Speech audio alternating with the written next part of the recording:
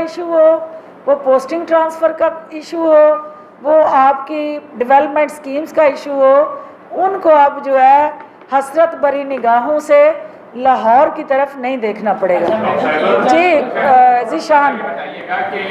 जिस तरह ये हालिया लहर फैल रही है, हुकूमत इसी चीज़ का इंतज़ार कर रही है कि हालात शायद ठीक हो जाएं, शायद ठीक हो जाएं, लेकिन हालात दिन ब दिन तेज़ी से बिगड़ रहे हैं। किस चीज़ का हुकूमत इंतज़ार है? अगर मुआशी सरगर्मियों की बात की जाए तो वैसे ही गंदम की कटाई का मौसम है, जो मजदूर तबका है वो कुछ कटाई में मसरूफ़ है, बाकी ईद की छुट्टियाँ आने वाली हैं, हर बंदा छुट्टी लेके वापस जाने की तैयारी में। हुकूमत इसको अच्छा वक्त समझते हुए क्यों लॉकडाउन का फैसला नहीं कर रही और मजीद इंतजार कर रही है कि कुछ और जानने चली हैं तो फिर शायद फैसला कर लें? इसमें ये भी ऐड कर लें क्योंकि वो एक कहावत है, जिन्ना का दाने उन्होंने कमरे की सियाने। हमारे दोस्त रोज ये सवाल करते हैं, सवाल आम आवाम है। इशू ये है कि हुकूमत और फौज इतना अच्छा काम कर रही है, ये जो हमारी अदलिया की आला जजेस हैं, इनके कुछ ऐसे बयान आ जाते हैं, कल का एक तूफान उठा हुआ है तो ये किन की ज़ुबान बोलते हैं। कोई एक्स जो है रिटायर्ड ऑफिसर हो तो वो हुकूमत के खिलाफ रुख निकालना शुरू कर देता है, जो असल में रियासत को अदम इस्तेहकाम से दो चार देने वाली बातें होती हैं। इनका पहले मेरे सवाल का जवाब दे दीजिएगा, इनका बात है। ज़ीशान जो बात कह रहा है, देखिए ज़ीशान ये समझता है कि हम हुकूमती सतह पे हर हाल में आपकी जानों को मुकद्दम रखें और हुकूमत हर हाल में ऐसे फ़ैसले करे जिससे कोरोना की तबाहकारियाँ रुक सकें और लोगों की जानें कम से कम ज़ाया हों, और उसमें उसकी तजवीज़ के मुताबिक सख्त लॉकडाउन ही इस मसले का हल है। ये थ्योरेटिकली तो बहुत अच्छी सोच और अच्छा मंज़र है, लेकिन प्रैक्टिकली उसमें हुकूमत ने ये भी देखना है कि जिसने दिहाड़ी लगा के अपने घर जो है वो अपने बच्चों के लिए खाने का बंदोबस्त करना है, तो जब हम उसको बंद कर देंगे और माशाल्लाह पॉपुलेशन ग्रोथ रेट की वजह से एक एक कमरे में 6-6 अफराद जब घर में फारग बैठेंगे तो अल्टीमेटली उसका क्या नुकसान होगा और हुकूमत उनको घर में कैसे वो फूड सप्लाई चेन इंश्योर करेगी। तो ये यूरोप और बाकी डेवलप कंट्रीज़ में तो हो सकता है, लेकिन हमें थोड़ा सा चैलेंज ये है कि हमारी इकॉनमी जो है इस तरह का बोझ इतने ज़्यादा तादाद में बर्दाश्त नहीं कर सकती, और ये इंशाल्लाह कोई हुकूमत भी इससे गाफिल नहीं है, वो वफाक की हो या पंजाब की हो। लेकिन हम ये समझते हैं कि अल्टीमेटली इसकी नौबत आई तो ये भी करना पड़ेगा, लेकिन उसके लिए आपको एक लाअमल और पैरेलल एक स्ट्रेटजी भी बनानी है। जो दूसरी बात मौसम की जो हमेशा शरारतें होती हैं, इसको मेरी यहाँ बैठना पसंद नहीं है। ये चाहता है कि आजकल जो रुझान चल रहा है कि वो बाहर पहले पुलिस को हथकड़ियाँ मंगवा के खड़ा करते हैं, तो फिर उन अफसरान को बुलाते हैं और बताते हैं कि अंदर जाना है या करना है। तो ये समझते हैं कि अब मुझे शायद शदीद गर्मी के मौसम में कहीं भेजना चाहते हैं। तो मैं ये चाहती हूँ कि हर इदारा जो है वो अपनी आइनी हदूद और जो उसका रूल्स के अंदर कॉन्स्टिट्यूशन के अंदर एक रिटन रोल है उसके अंदर रह के काम करे, और हम सब आवाम को जवाब दें हैं। No one is above the law, और जुडिशल एक्टिविज़म हो, मिलिट्री डिक्टेटरशिप हो, पॉलिटिकल कोई एनक्रोचमेंट हो, किसी जगह भी किसी इदारे को भी अपनी हदूद से बाहर नहीं जाना चाहिए। तो मिल के जी इमरान आप लोगों की बारी आती रहती है, ये जो कल नहीं बोल सके इनको मौका दे। SOP पर अमल दरामद करवाने के लिए फौज को बुलाया गया और डंडे का इस्तेमाल किया जाएगा। इसी तरह जो सियासी पार्टियां वहाँ पर सियासतदान भी हैं जो अपनी भी पार्टी के SOP पर अमल दरामद नहीं करते। क्या आप समझती हैं कि उन पार्टी में सियासतदानों से अमल दरामद करवाने के लिए SOP पर भी फौज जैसे डंडे की जरूरत है, या फौज को सियासी पार्टियों पर अमल दरामद के लिए डंडा इस्तेमाल नहीं करना चाहिए? देखिए, पहली बात तो ये है कि जो आपका किसी सियासी जमात का बयानिया मिशन और मंशूर है, वो बहारें भी इसी अवाम के साथ जुड़ी हैं, और अगर ये अवाम जो है वो बीमार होती है और अल्टीमेटली इस मुल्क की सूरत हाल अल्लाह ना करे किसी ऐसे हमसाया मुल्क की तरह सड़कों के ऊपर इंसानियत दुखी हो जाती है तो सियासी जमातें भी सुखी नहीं रह सकती। तो लिहाजा वो भी हुकूमत का जो एक हरावल दस्ता बने और अपनी ज़िम्मेदारियां अदा करें और सियासत होती रहेगी। सियासत उस वक्त होगी जब ये सारे सेहतमंद रहेंगे। बीमार लोग ना सियासी लीडर्स की चिरागा बनते हैं ना वो किसी जगह काम के रहते हैं। तो लिहाजा सियासी जमातें हुकूमत के साथ मिल के,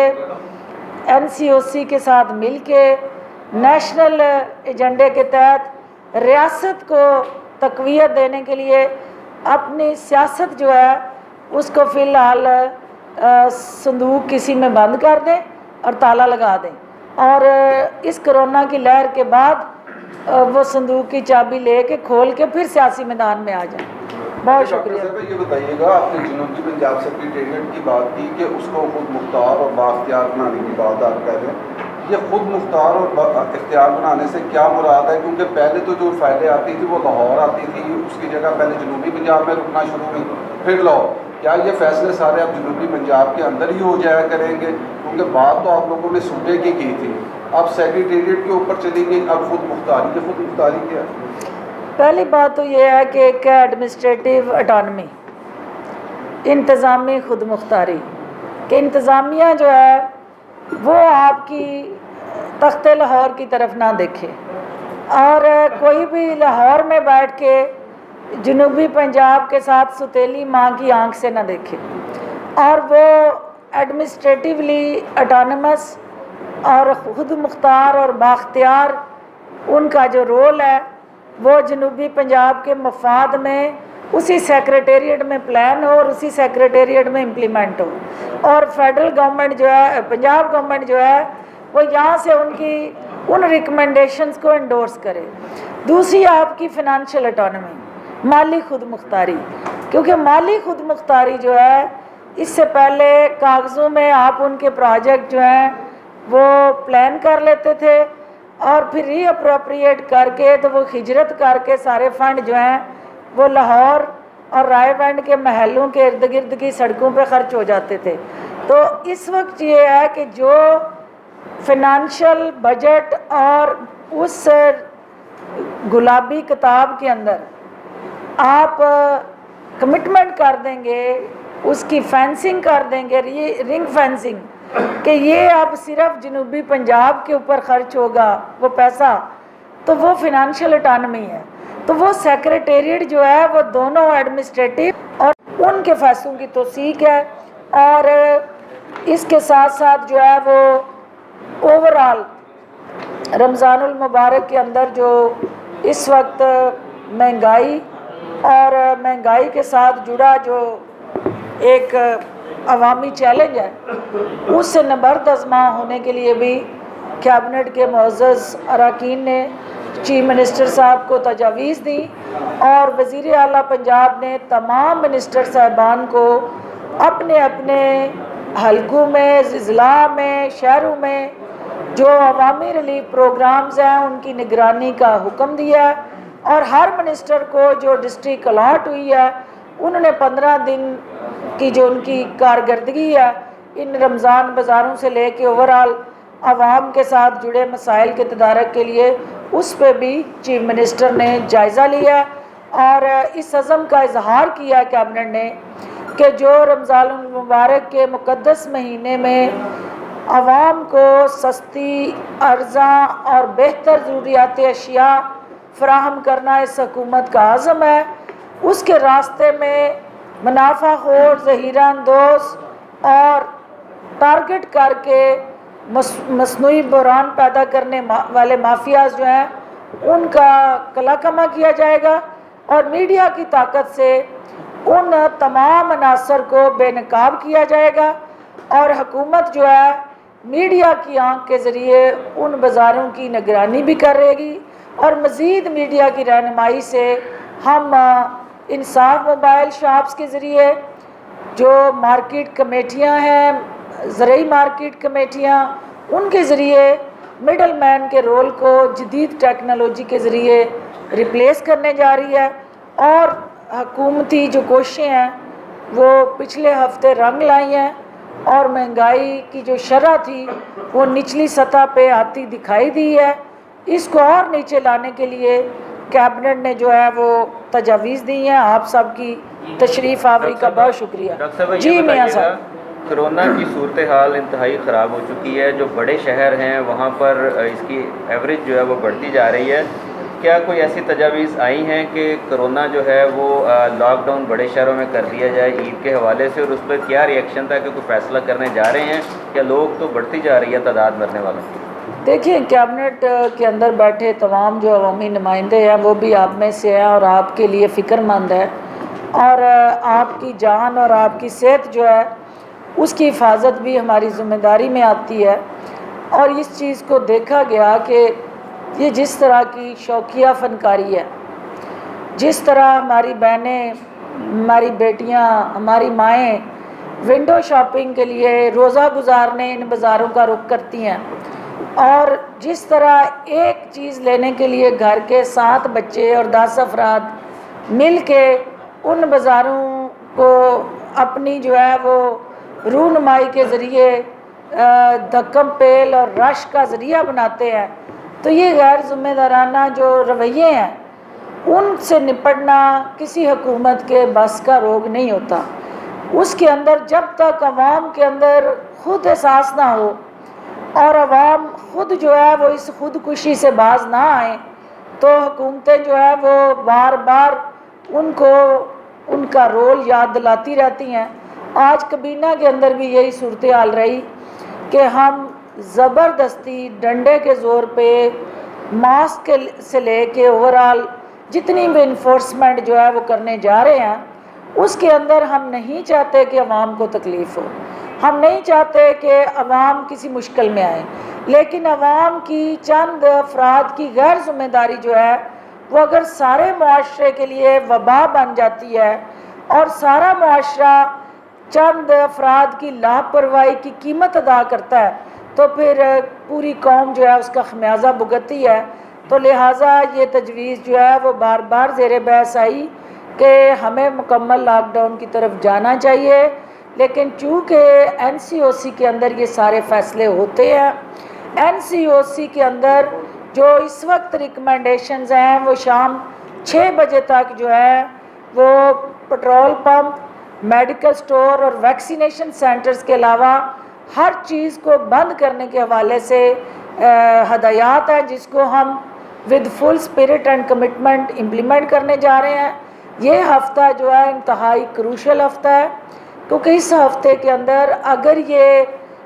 कातिल वेव जो है वो इसी तरह ऊपर की तरफ जाती है और हमारे बहुत सारे अपने जो है उनको अपनी लपेट में ले लेती है, तो फिर हुकूमत जो है उस इन्फेक्शन रेशो को, जो आज भी लाहौर में बदकिस्मती से 22.7% है, तो जहाँ इतनी लीथल वेव है वहाँ हमारे लिए ज़िम्मेदारी और फ़र्ज़ जो है उसकी हर हालत में इम्प्लीमेंटेशन तरजीह बन जाती है। तो ये आज कैबिनेट ने आप सब की नुमाइंदगी की है, लेकिन साथ आपको ये भी देखना है कि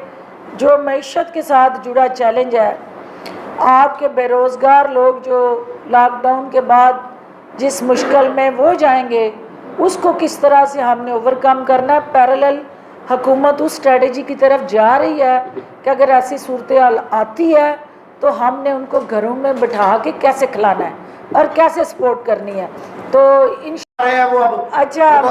मैं अच्छा किया मेरे भाई ने मुझे याद दिला दिया। मैडम 3 दिन हो गए आज। अच्छा जी, मैंने जब इन्होंने मुझे एक दरख्वास्त दी कि